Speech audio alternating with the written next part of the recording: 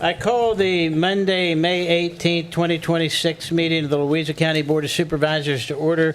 Mr. Williams? Mr. Chairman, I move we convene in closed session pursuant to the following subsections of Virginia Code 2.2-3711. Number one, in accordance with 2.2-3711A3, discussion or consideration of the acquisition of real property for a public purpose or on the disposition of publicly held real property in the Louisa District where a discussion of open meeting would adversely affect the bargaining position or negotiating strategy of the public body. And two, in accordance with 2.2-3711A8, consultation with legal counsel employed or retained by a public body regarding specific legal matters requiring the provision of legal advice by such counsel. Sir. Been properly moved and second that we go into closed session. Is there any discussion? All those in favor signify by saying aye. Aye. Any opposed? Motion passes. We're in closed session.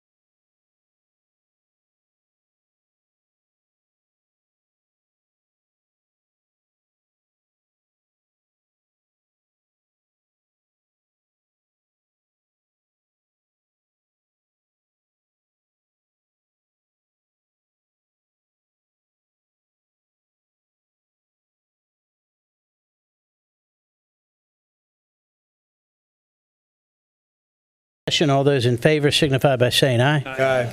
Any opposed? We're now back into open session.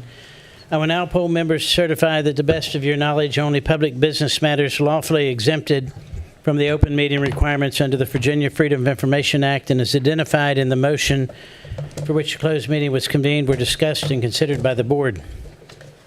If any member believes that the board varied from the purposes stated for the closed meeting, please state so and the reason prior to casting a vote.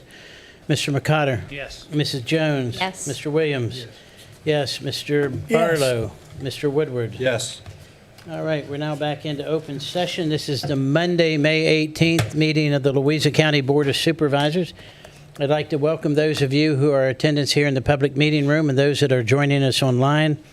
We will start the meeting tonight, as we always do, with the invocation and the Pledge of Allegiance. The invocation tonight will be by Mr. Williams. Please stand if you'd like to join us. Let us pray. Gracious Heavenly Father, thank you for loving us and making a way for us to get to heaven through your Son, Jesus Christ.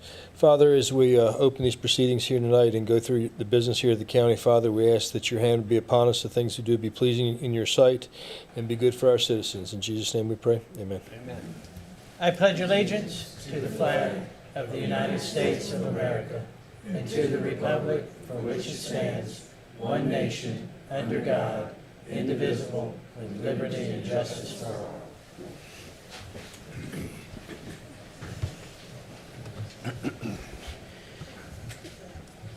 The next item is the adoption of the agenda. So move. Been properly moved and seconded that we adopt the agenda. Any discussion? All those in favor signify by saying aye. Aye. Any opposed? Motion passes unanimously. Next is the approval of the minutes. So move. Second. Been properly moved and seconded that we approve the minutes. Any discussion? All those in favor signify by saying aye. Aye. Any opposed? Motion passes unanimously. Next is the approval of the bills. So move. Second. Been properly moved and seconded that we approve the bills. Any discussion? All those in favor signify by saying aye. Aye. Any opposed? Motion passes unanimously. Next is the approval of the consent agenda. So move.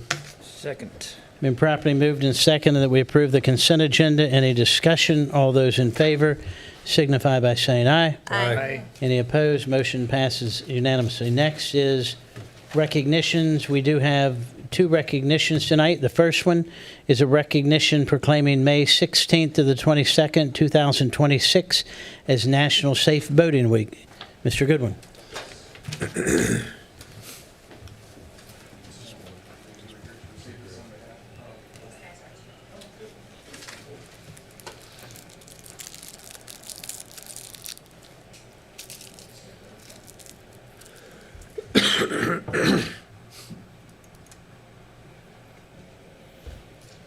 Chairman, members of the board, members of the public, this is a resolution proclaiming May the 16th through the 22nd, 2026 as National Safe Boating Week. Whereas for over 100 million Americans, boating continues to be a popular recreational activity from coast to coast and everywhere in between. People are taking to the water and enjoying time together boating, sailing, paddling, and fishing. And whereas on average 650 people die each year in boating-related accidents in the United States, and 75% of these are fatalities caused by drowning. And whereas the vast majority of these accidents are caused by human error or poor judgment and not by the boat, equipment, or environmental factors. And whereas a significant number of boaters who lose their lives by drowning each year would be alive today had they worn their life jackets. And whereas during National Safe Boating Week, the U.S. Coast Guard and its federal, state, and local safe boating partners encourage all boaters to explore and enjoy America's beautiful waters responsibly. Safe boating begins with preparation. And whereas National Safe Boating Week is observed to bring attention to important life-saving tips for recreational boaters so that they can have a safer, more fun experience out on the water throughout the year. Now, therefore, be it resolved that the Louisa County Board of Supervisors hereby supports the goals of the Safe Boating Campaign and proclaims May the 16th through 22nd, 2026 as National Safe Boating Week in Louisa County and the start of the year-round effort to promote safe boating. Supervisor Mercado, I would ask that you present this. Thank you, Administrator Goodwin. Oh, my God. Preparation. Yes, Part absolutely. of boating safety, so. We've already gotten by National Wear Your Life Vest to Work Day, but this is very timely because it is right before one of the big weekends at Lake Anna and around our county, which is Memorial Day weekend.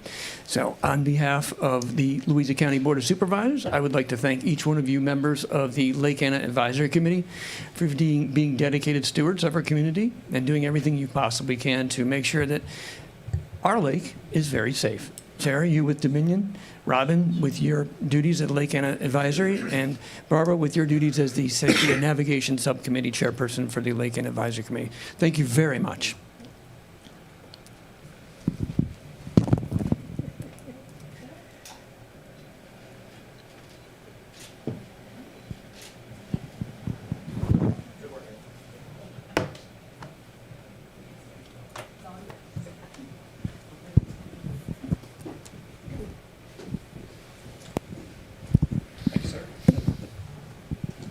I guess you're all just now going to float away, right? Keep with the nautical theme here. Is a recognition expressing posthumously appreciation to former Supervisor Richard Dick Havasey for his service to Louisa County. Yes, sir, Mr. Chairman. I believe we have representatives from Supervisor Havasey's family here this evening. I would ask that you come forward, please.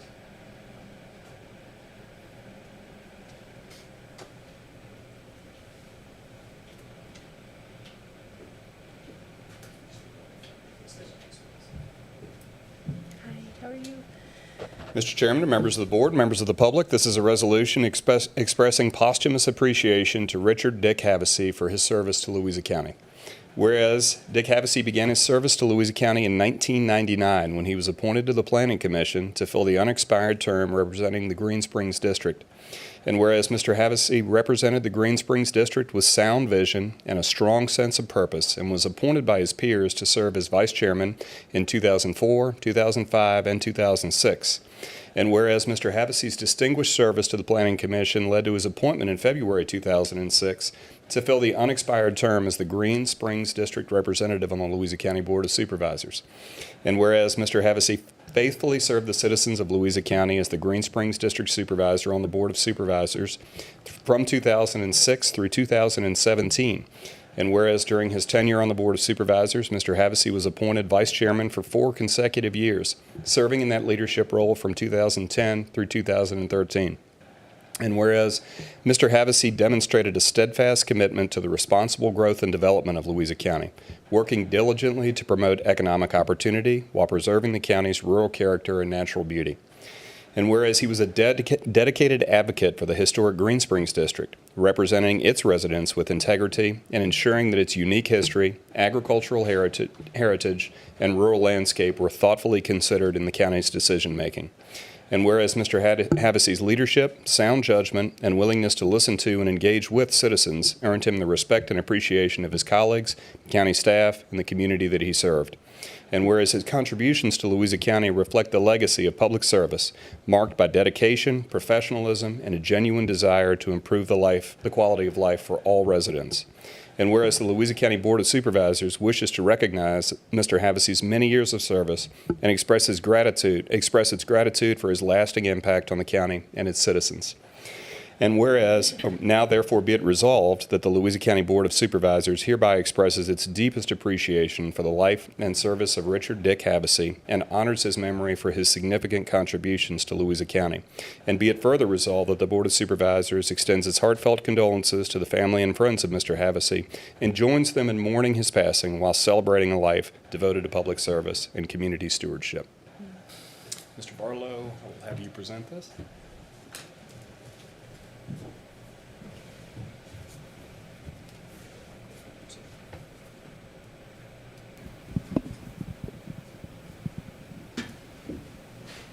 I get the honor of doing this. I asked for it because I've known Dick since 1999. Sir. He was a great friend, not only a planning commission member, but we talked all the time. Even after he went off and became an uppity Board of Supervisors member, he still talked to his PC members. Anyway, Dick was far more than a planning commission member or Board of Supervisors member. He was a great friend. We had talked horses, and I can say he was always a conservative voice on both the planning commission and the board. So it is a true honor that I get to be the one to get passed this on to. We appreciate that. And I hope you all realize how much we appreciated Dick when he was here. We thank you for that. Thank you.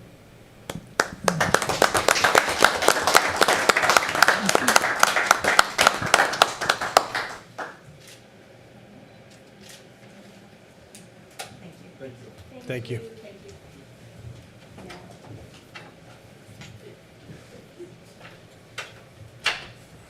Next is public comment period, which is an opportunity for the public to address the board on any subject which is not a public hearing. We do have one public hearing tonight. When I call your name, please come to the podium, state your name, your voting district. I will give you a 15-second warning when you have 15 seconds. Again, this is time for the public to address the board. The board does not typically respond to comments during public comment period. The only card I have this evening is Amy Ware.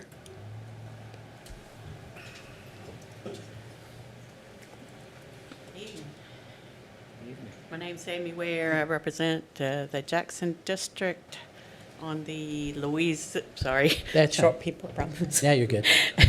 I represent the Jackson District on the Parks and Recreation Advisory Commission, and it's in that capacity I'm here tonight. You will have before you later on in your agenda a resolution to approve a contract for playground equipment at the Betty Queen Center. This is just in addition to what's there. We did the repairs last summer on the sidewall and the fencing and stuff, but now we're doing some playground stuff, putting some new equipment with a little more interest than just slides, and adding on to the back where there used to be some fitness equipment. There's an empty spot now, so we're putting some equipment back there for I think 5 to 12-year-olds, which that playground is it is the most used of our facilities. So I think it's a very good addition. The money is there. You all graciously approved us keeping it for this project. So that's all I'm going to say. Thank you very much. Thank you, ma'am. Now, I don't have any other cards, but is there anyone else that would wish to address the board this evening? Yes, sir. Mr. Lyles.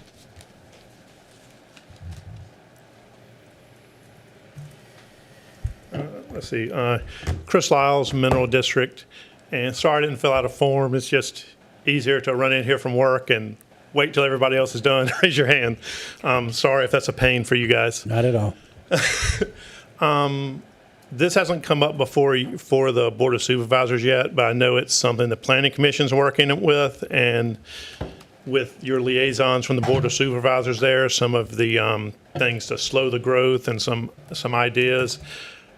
And listening to what the Planning Commission was doing, talking about their last meeting, I have some serious concerns. I want to slow growth as much as anyone, but some of their ideas as far as potentially up to 15-acre minimum lot sizes and road frontages that are as long as a football field, and not just setbacks, but if I buy 100 acres, I can't build my house half mile off the road. I got to build it within this little window you give me. I just think we're going kind of draconian if we go with some of these things, and you're trampling property owner rights.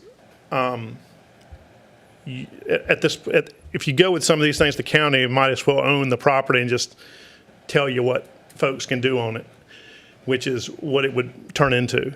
I just want to, I know the buck will stop up here with what y'all's vote is and with your input into your counterparts on the Planning Commission. I would just caution you trampling individual property owner rights with some of these things that the Planning Commission was throwing out. It almost seemed like throwing out to see what may or may not stick against the wall like a plate of spaghetti. But anyway, that's just my take. Appreciate the time and the consideration. Thank you all. Thank you, sir.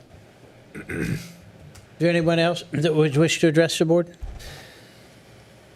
All right, seeing none, I'll close public comment. We'll move on to information and discussion items. The first is a discussion on the financial impact of the special election that was recently held in Virginia on local governments. Mr. Goodwin?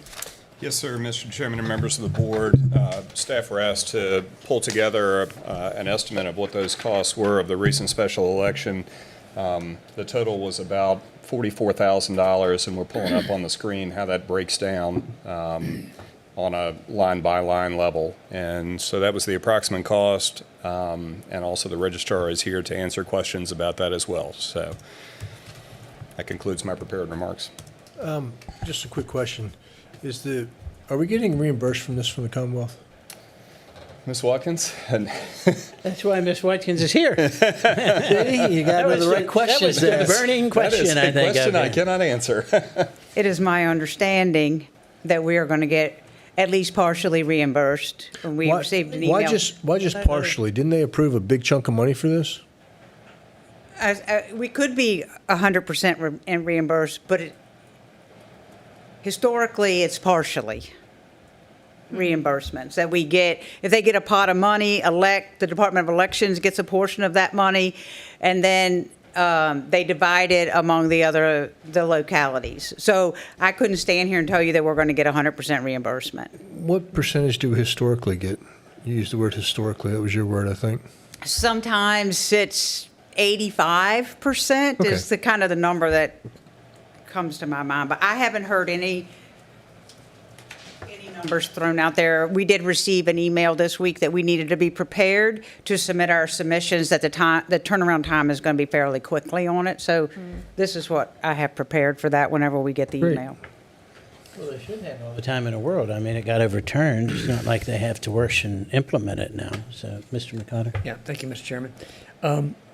Ma'am, I was curious. You came before us not too long ago noting that we had budgeted X for elections in Louisiana County. Since we have a special election, this is money that we hadn't budgeted? Right. Okay, so the $44,000 is money that comes from a bucket that was never intended to be emptied into the elections. Okay. So if we are not fully funded, does your department have funding for that, or do we have to find it somewhere else? I'm sure we'd probably, well, it depends on the percentage that we get reimbursed. Of course. But, if we got 50%, we'd probably have to pull some money from somewhere else. I mean, we budget pretty much for a general and a primary every year. And this special came out after the budget process, after I'd submitted our budget.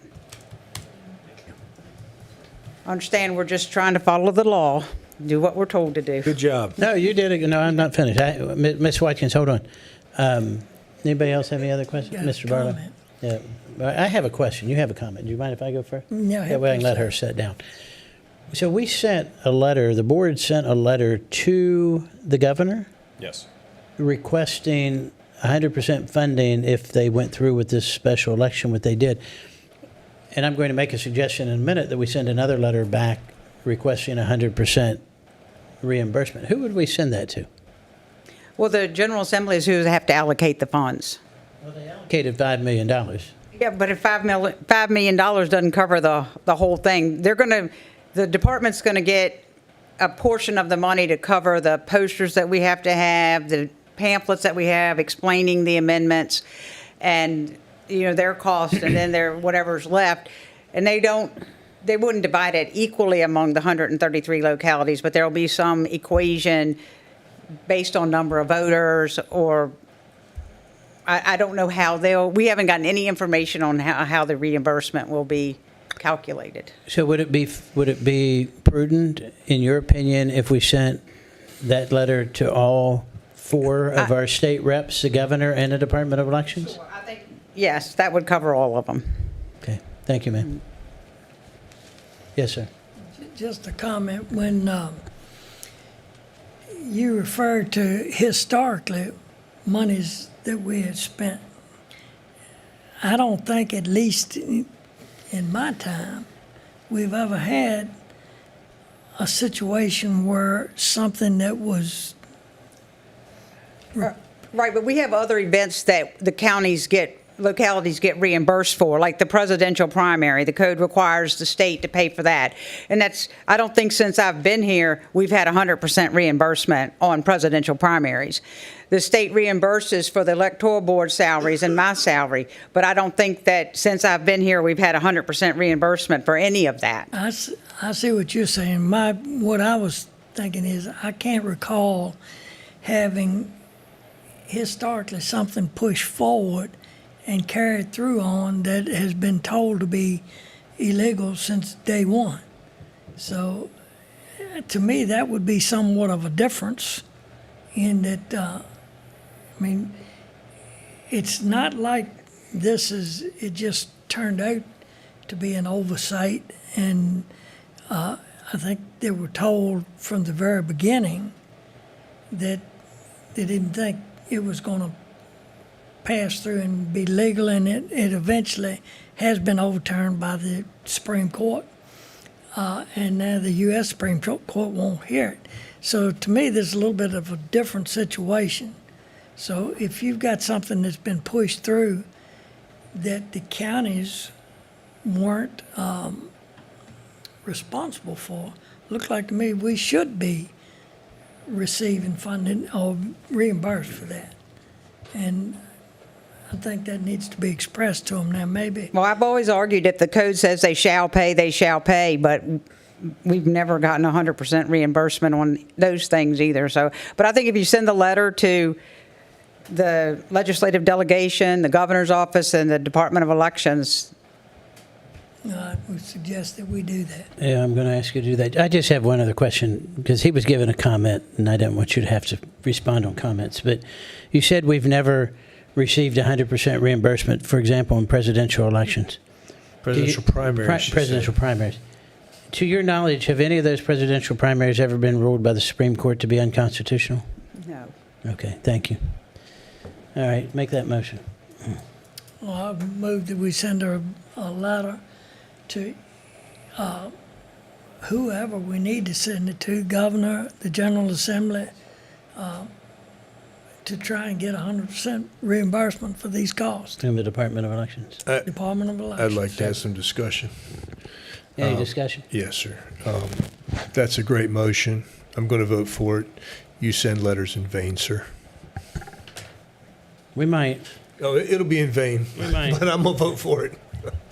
Well, I think the taxpayers of the county ought to follow up with those same folks, because the people that are going to end up paying for whatever isn't reimbursed by the state government are going to be the taxpayers of this county. So, Second. yeah, we've got a second. Any other discussion? All those in favor signify by saying aye. Aye. Any opposed? Motion passes unanimously. All right, we'll move on. Next is a resolution authorizing a budget transfer to the Department of Fire and EMS. Mrs. Colvin.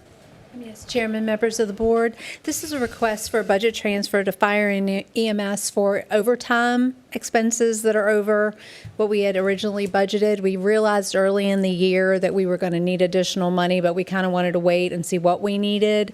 They had vacancies, we were able to fill them, but then we had to double staff while they're in training, the extra training classes, all that good stuff created this. But there is funding from vacancies in the Sheriff's Department and dispatch and animal control, that money's freed up there that we can transfer to cover it. So it's not a change to the budget, it's just moving it from one public safety office to the other. Any questions for Ms. So Colvin? moved. Is there a second? Second. Been properly moved and seconded that we authorize this budget transfer. Any discussion? All those in favor signify by saying aye. Aye. Any opposed? Motion passes. Thank you, ma'am. Next is a resolution to approve a cooperative contract for playground equipment and installation at the Betty Queen Center. Mr. Kuhn. Evening, Chairman, members of the board. On packet page 59, you will see the resolution to move forward with not to exceed amount of $65,000.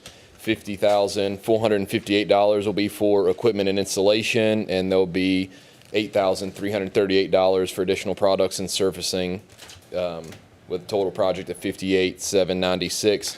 But they do have, if you go down just a little bit farther in their quote, there is a rock clause. So if there is conditions with digging and everything else, we figured we want to include some of that. It's not a large square footage, so if it comes up, we like to be able to move forward with that without having to come forward. So moved. What is the project projected to begin, and how long will it last?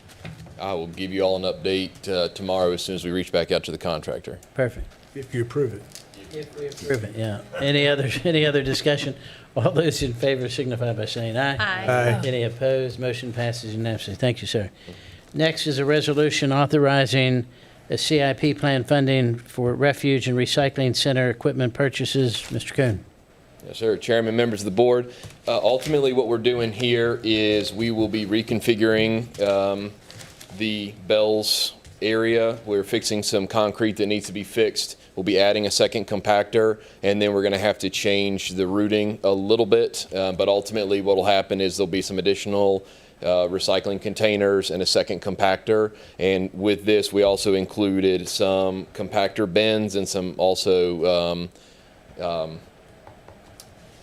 there's 6 30-yard open top roll-off boxes that we'll use throughout the whole refuse and recycling system.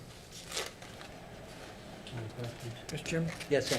Mr. Coon, could this be attributed to the general overall increase in refuse that the county's handling? Or is this simply replacing stuff that's worn out? Yeah, Bell's has got some concrete issue with where the compactor is bolted now, and that needs to be fixed. And just when we were evaluating what options we had, the opportunity came for us to be able to add a second compactor. Ultimately, over the course of the year, it'll only save us a couple pools, but we do know this should help service residents, especially with the concrete work that need to be repaired. We do have some other stations that will be coming forward and asking. It might be in the next year that would be more attributed to increase, but right now I think this is more of rectifying some issues that need to be repaired. One comment, one question. Comment is that the most of the refuse and recycling sites around the county are in required need of maintenance and upgrades. They haven't been neglected. They just take a lot of use and abuse. I spend a lot of time over at Greg Madison's doing stuff, and he's constantly rebuilding containers over there, the compactor containers, and I know it's cheaper to rebuild them than buy new. My question, the question I have is 6 30-yard refuse containers to be placed in the system.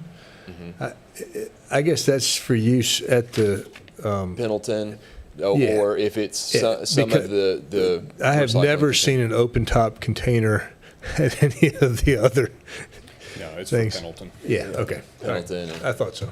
So it's not, so 40 grand of that is for Pendleton. Yeah. So moved. Second. Been properly moved and seconded that we approve this CIP funding. Any other discussion? All those in favor signify by saying aye. Aye. Any opposed? Motion passes unanimously. Thank you, sir. Next is supervisor comments. Do we have any comments during supervisor comments? Mr. Williams? Yes, thank you. I would like to remind everybody that the Jackson District is the only district in the county without a growth area. The only one. We have A1 land, we have A2 land, and we have some anomaly zoned convenience stores where old stores used to be. We have one little piece of industrial land over there by the railroad tracks in Buckner where there's a sawmill, pellet factory, whatever you want to call it. I'm not sure if they're producing anything there right now, and maybe they won't be, but short of that, the rest of the county is A1, A2. I say that for several things. Number one, there's a constituent of mine that decided to post on Facebook that he heard about a data center coming to the Jackson District. I can assure him that as long as I'm on the Board of Supervisors, there will be no data centers in the Jackson District because there are no growth areas in the Jackson District. There are no utilities there. There's no water. There's no sewer. And there's no land for it. There's no land rezoned for it. There's no commercial land. There's no industrial land. There's nothing there. So we intend to keep it like that. Number two, thank you, Mr. Lyles, for bringing up the lead off on the comment for the Planning Commission. The Planning Commission did hear some thoughts and concerns about how to slow growth. Was it throwing stuff at the wall to see what sticks? Maybe. I don't know the answer to that question directly. I have said before, and I will say again, that I will be prepared to expend political capital to make sure that we attempt to slow the growth and get rid of some of the growth in the A1 and A2 districts that are not in the growth areas. That would include the entire Jackson district. It's the only district in the county that we can say that about. That being said, you are exactly right. Landowners have rights, and there's a balance in there. And as the Planning Commission does the heavy lifting, which is what we, as the board, ask them to do, and to sort through and to weigh some of these things and options, I am aware that we don't want to kill and destroy landowners' rights in the process. There were also some pretty good things mixed in there too. There were some probably really crazy ideas, and there's probably some really good ideas. And the goal for them is to figure out where the balance is and send it to us with a recommendation. And then our goal will be to try to decide if that's feasible and if it makes sense to do. So that's all I have. Newsflash, no data centers in the Jackson District because there are no growth areas in the Jackson District, and the entire county is owned, entire Jackson District is A1, A2, except for a few little anomaly stores. That's it. Thank you, sir. Mr. Tell me. Mr. Barlow. Just a comment. Yesterday, I attended the graduation ceremony of 11 more EMS. I'm not sure exactly. They were EMS graduates, EMTs and stuff like that. Jen Ford is the one that has carried this all the way through, and it was, I took some pictures. There was, I would guess, 100 people there. Well received, a really good award ceremony for these young kids. And I mean, I think it's pretty good. I don't remember. Jen is, she and her husband are leaving the county, going down on the water. This was her last class. And there were a lot of tears shed by her students, and when I was in school, I don't recall shedding all that many tears for my teachers, but which says a lot about Jen Ford. And I asked her, I said, just off the top of your head, how many students have you taught through the EMS classes and stuff? And she started trying to add it up, and it was well over 100. And a lot of those kids are serving Louisa County right now with our fire and EMS. They've gone on to Henrico County, other counties around, but it's amazing. And all of her work has been volunteer services, and I think she may have taught at the school when they had the classes going on. But for the most part, it's been all volunteer work. It's something she loves doing, and we can talk about it a little later, but I think if you want to recognize people for things they do in the current time, that is one that truly deserves a recognition that we need to see about doing that for. But it was a great ceremony, and there you got 11 more kids that are have graduated from EMT class, and it's a long, drawn-out class that they take for this stuff. So it's not something that's just, a few nights a week. It goes on for months. But it was a really good award ceremony, and it was nice to see a bunch of young kids coming in that are going to be our future fire and EMS people. Good deal. Ms. Jones. Yeah, I just want to, just a couple of things. I'll make it short. On Friday night, Supervisor Barnes and I had the honor of attending the Louisa High School graduation. It was a beautiful outdoor graduation. The weather was perfect. Mayor Michael's daughter graduated. It was one of the many, and it was a beautiful evening, and kudos to Louisa County LCPS for putting on a special, very special graduation and all the top touches. I saw a lot of smiling faces from family and students.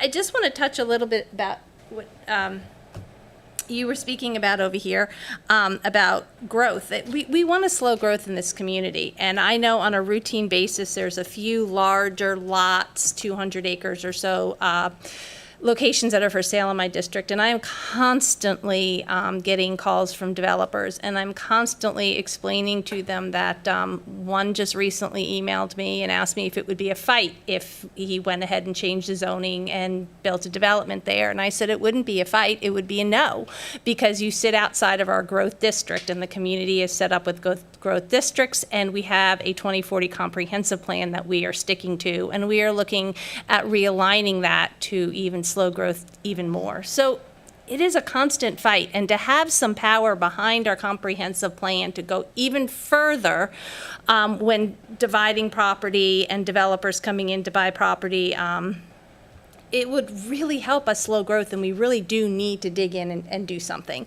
You know, and then on the other hand, I had a resident who's been here for about 3 years. He said they moved up from Georgia, and he was concerned about why we don't promote and why we don't have enough commercial growth in the county.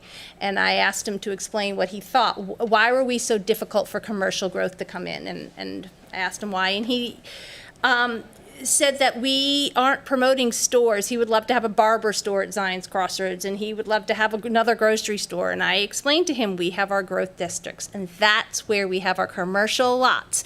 And Supervisor Barnes and I share the Zion's Crossroads growth district. And we have commercial lots with by right uses for all of that, and private people can come in and build and do that as they want, and we will support that. We also have planned unit developments that are already sectioned off and ready to go and are for sale. We have other ones that have been for sale, residential units coming in. I mean, we are open for business. We are definitely, I don't think we're difficult on business, and I see some others thinking agree that we want the growth to happen in our growth districts and not outside. But these developers are just chomping at the bit to come in and get their hands on 200 acres of land and develop it. So we really need to, if we want to try and curb this growth. Now, I think it might be happening a little bit more up in the western end of the county, in my district, Supervisor Barnes's district, maybe out in your district over here too, but we need to get a handle on this, and we need some teeth. So I'm excited that the Planning Commission is looking at and bouncing some different ideas around and looking at the possibilities of how we can sit up here and talk all day long, but how can we actually put it into action? So. Anyone else? Yeah. Mr. McConnell? Briefly, 4 points. It appears the Cuckoo District could potentially have a new business partner. Looks like Next ERA is going to make a bid to purchase Dominion Energy. That is major news for Cuckoo District, and I believe for the county as well as other areas in Virginia. The AWS construction site at Kentucky Springs and Johnson Road continues to draw the attention of my constituents, and we are listening. We are looking forward to easing traffic situations there and trying to avoid all types of potential accidents. Buoy maintenance is ongoing on the lake. The goal is to have all the hazard buoys and no-wake buoys at bridges replaced and in compliance by Memorial Day weekend, which is coming up, so we're working very hard for that. That concludes my supervisor comments. I really didn't have anything until you came up to speak, Mr. Lyles, but I am going to talk a little bit about what you said. And Mr. Williams and Mrs. Jones touched on it a little bit too. I watched the Planning Commission's meeting. I watched the recording of the Planning Commission's meeting. And, I think the sentiment in the county, certainly we saw it through the comp plan review, is that the county residents want to do they want to do a lot of things. They want to preserve the rural character of the county. They want to slow down residential growth. They want to keep their taxes low. They want to preserve, what makes Louisa, Louisa. And I saw an interesting stat that in the last year, we've basically grown in this county by 1,000 residents. We're projected to, by 2030, to be somewhere around 47,000 people. We're at about 43,000 now. And I'm pleased to see a lot of options presented to the Planning Commission. Some I thought I thought they were all valid. Some I thought I could get behind, some I couldn't get behind. But I want to make clear that as we go through this process and we work together to figure this out, it has to be a holistic approach. It has to be an approach that while we work to slow residential growth, and I want to slow residential growth. I don't think this being in the top 3, top 4 fastest growing counties in the state, I don't take that as a badge of honor. I think that's an issue. I think that drives our expenses. It drives our schools. It takes away from the things that make Louisa, Louisa. But I also am not a person who says, well, we're here, shut the door and don't let anybody else in. We have designated growth areas in the county, and I think, as Supervisor Jones talked about, I think that's where we should be focusing on our growth. I also believe, my personal opinion, we have a lot of already zoned residential lots in this county. I'm a property rights guy. I don't think we should take those rights away from people. I think people have the right to do with that what they thought they had when they rezoned them. I do think, though, moving forward, that we should look at every option. Some things are going to pass muster, some things aren't going to pass muster. I think that some of those things will probably be painful for some people. But we cannot give lip service to slowing residential growth and preserving the rural nature of the county and not take action to actually slow down the ability to continue to build homes in this county. I don't know that there are too many people. I was talking to someone today. I've had 5 phone calls since Friday from constituents about constituent services, and not one of them was, hey, man, I wish you could get more people in the county, and I wish you could get more houses built in the county. So I think that as the Planning Commission goes through this process, as this process comes to the board, this is really important. This is really going to shape the future of the county. It's going to shape property rights for a long, long time. This is something people should be, and I hope are, paying attention to, because this, as we work through this plan, is going to determine how the county moves forward in slowing down residential growth. And I'm glad that you were watching too, or at least you saw it at some point in time. And I hope all of you did. If you didn't, go back and watch it and get engaged in this process, because you make major zoning changes, they're going to be in place for a number of years. So that's going to be something that drives the policy of this county for a long time. So, having said that, we'll move on to committee reports. Do we have any committee reports? Mr. Woodward. Yes, sir. The Commission on Aging held their, I still don't remember what we call it, but their summer fling last Thursday. A little over 100 people attended. This was really the first year we've had this. They've had the Christmas dinner for a number of years now, but this was the first year for really having one this time of year. Hot dogs, hamburgers, seasonal type food. Everybody seemed to have a good time. The big gavel band was there again this year. Those folks, they do an amazing job playing music, and they're just really good folks that are willing to come out and do that for the seniors of the county. So it was really nice, well attended. I would like to give the attention that Parks and Recreation, James Smith in particular, his staff, what they do. Controversial thing happened a couple of years right after I came on the board, where we decided to let Parks and Recreation handle the finances and that type of thing, the money that was appropriated for Commission on Aging. It's pretty amazing how well that's worked out. Oh, that's good. So I wanted to add that tonight.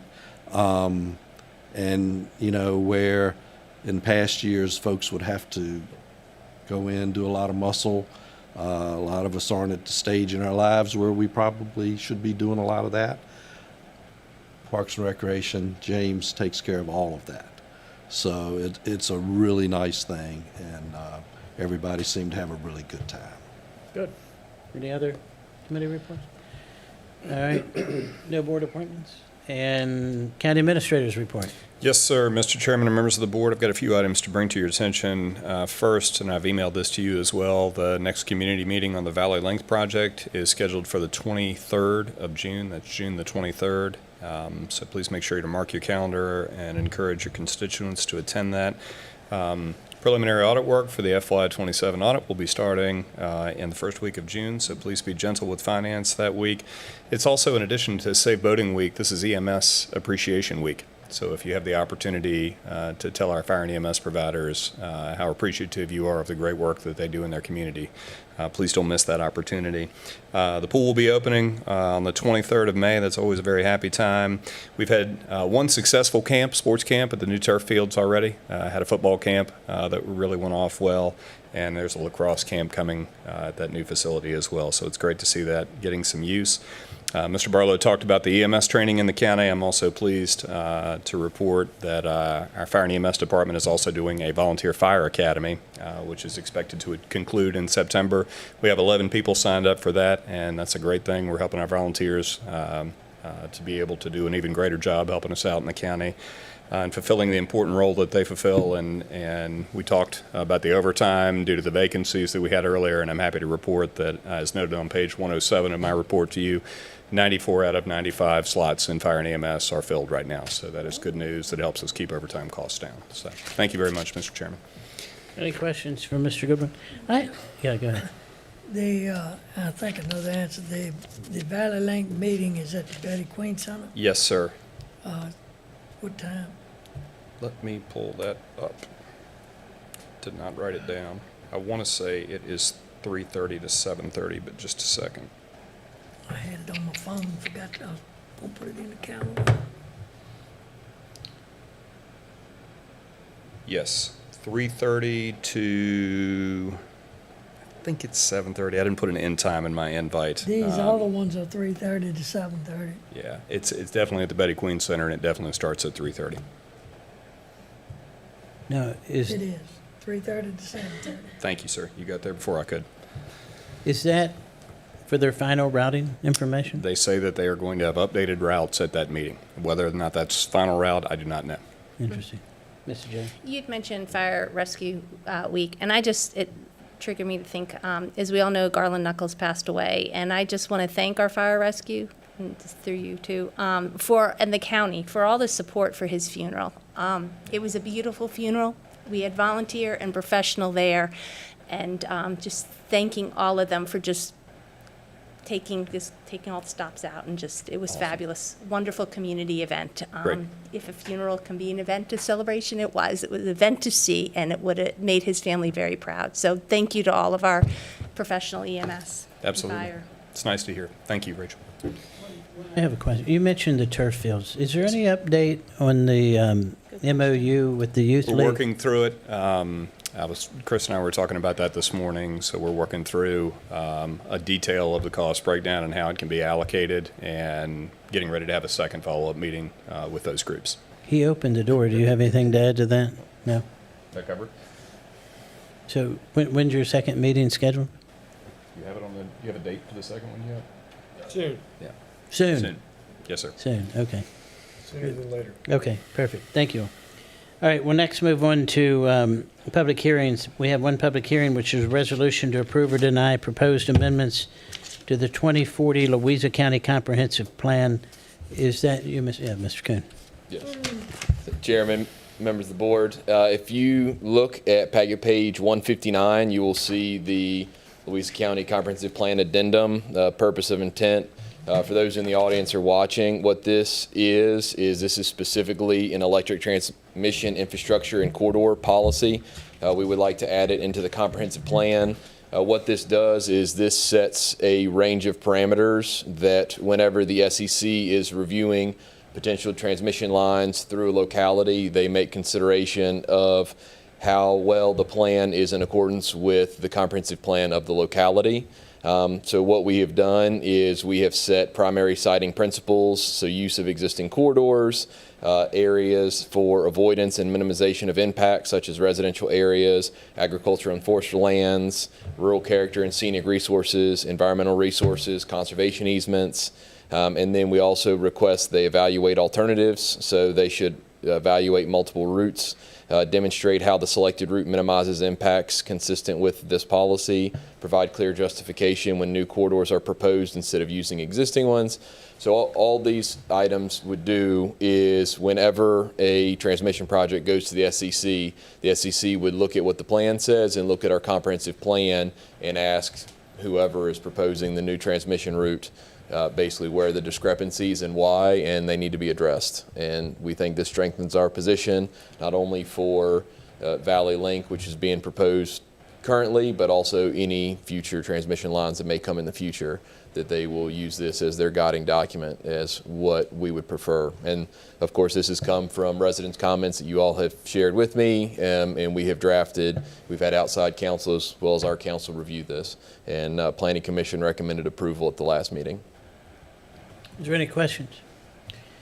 Would it be fair to say, because I had somebody call me over the weekend, it was one of the folks that called, they were a little confused because they see the board commit $250,000 to legal costs in opposition to Valley Link, and then they see the Planning Commission looking at an ordinance comprehensive plan update that talks about routing for power lines. And I explained the difference, and I want to say it publicly, but is it not fair to say that this inclusion in the comprehensive plan is just another tool for us to use to have a seat at the table and a voice in the discussion, which we don't have now? This will help us. Yes, sir. Yeah, and it also, you mentioned it, but I want to say it again. It also gives the SCC something to look back to on how it impacts Louisa County, whether it's Valley Link or anything else. That's also fair to say, correct? Correct. And it's also my understanding that based on the multi-county summit that we had here in April with the impacted counties, that we have other counties that are impacted by Valley Link that are looking at this exact same language to include an update in their comprehensive plan. So again, we have a regional approach to this transmission line. Are all those things not fair to say? Anyone else have any? Yes, sir. Mr. Coons made a good comment at the Planning Commission meeting, and that was that the FCC, when they look at it, they're going to look to see if you've got something that is reasonable or outrageous. Make that same comment. Yes, sir. So what I had said is with this, and after the initial proposal, we've had some people that say this doesn't go far enough, and they felt that we should have much stronger language and require certain things. And what'll happen is if the SEC deems it's not reasonable standards, they very well might just throw everything out, because if it's not reasonable and it's not something that could ever be met, they may just not consider it. So that's the risk you run of being Too strong. So what we did here is, as you can review it, it gives them something that every single transmission line is going to have to justify why they routed it this way, why they didn't share corridors, so what they did and why they did it. So it's something that, like Chairman said, I think this gives us a seat at the table and prevents us from just not being considered because it's unrealistic expectations in the comprehensive plan. Thank you, Mr. King. All right, I'll open the public hearing. Is there anyone here that would wish to address this resolution to the comprehensive plan? Yes, ma'am. Same thing before, Ms. Ware. Just, I know who you are, but for the record, state your name, voting district, and you have 3 minutes. Amy Ware, Jackson District. I'm not affected by this Valley Link thing, but everybody was talking about it, and I looked, and one of the lines is kind of close to me, but it could have come right through our farmland. But I just and I think this is great. I just want to commend you all for what I have seen, because I will admit the way our country has been, very just, nobody can get along, it seems like. And you all at this board and your staff and the planning commission have just amazed me at your actions. I think, Manny, I talked to you right after it came out. We were just talking, just ran into each other and we're talking. And, you know, I'm thinking, he said, oh, well, we're looking at stuff. I didn't believe it. I mean, what can you do? That's how it felt. It just felt like SEC's in charge. We can't do anything. I have been amazed at what I've seen, and I just wanted to commend everybody involved. And I don't even know all the people that are involved. To watch different counties come together, and you all hold this meeting here and everything. It's been really, really refreshing and hopeful. It's like I feel like even if it doesn't go anywhere, at least I can see people working together, no matter what their personal beliefs are, to try to make life better for people. And I just want to commend you all for that coming together. I don't know if I'm the only person that's a big old sap like that and now feels like there's some hope in the world, but I just wanted to thank you all for trying, because I just felt hopeless. Like, if it had come through my land, what could I do? Like, there's nothing, you can't fight City Hall, you know what I mean? So I just wanted to thank you all very much for your work and the Thank you. staff and everything. Thank you. Thank you. We amaze a lot of people, Mrs. Ware. Is there anyone else that wishes to address? Yes, sir.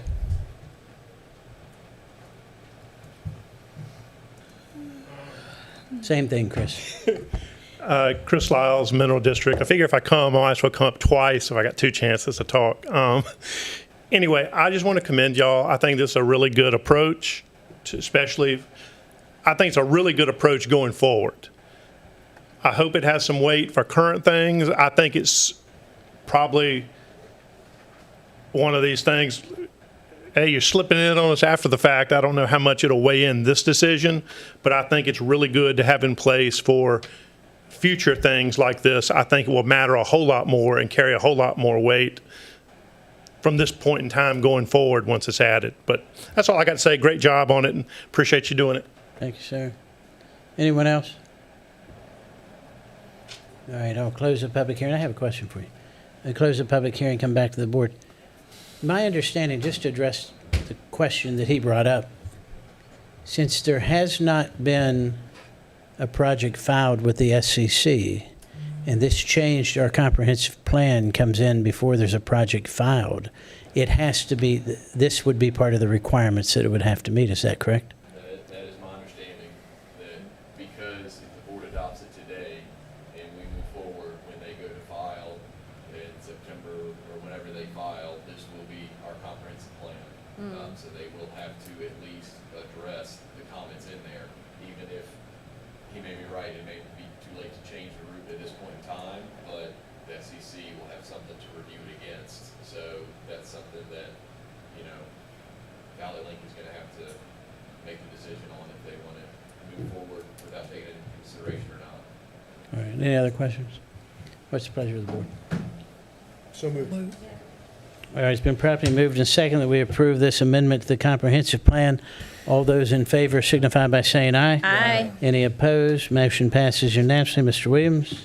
Oh, Mr. Barson. So moved. Been properly moved and second that we adjourn. All those in favor signify by saying aye. Aye. Any opposed? Motion passes. Meeting adjourned.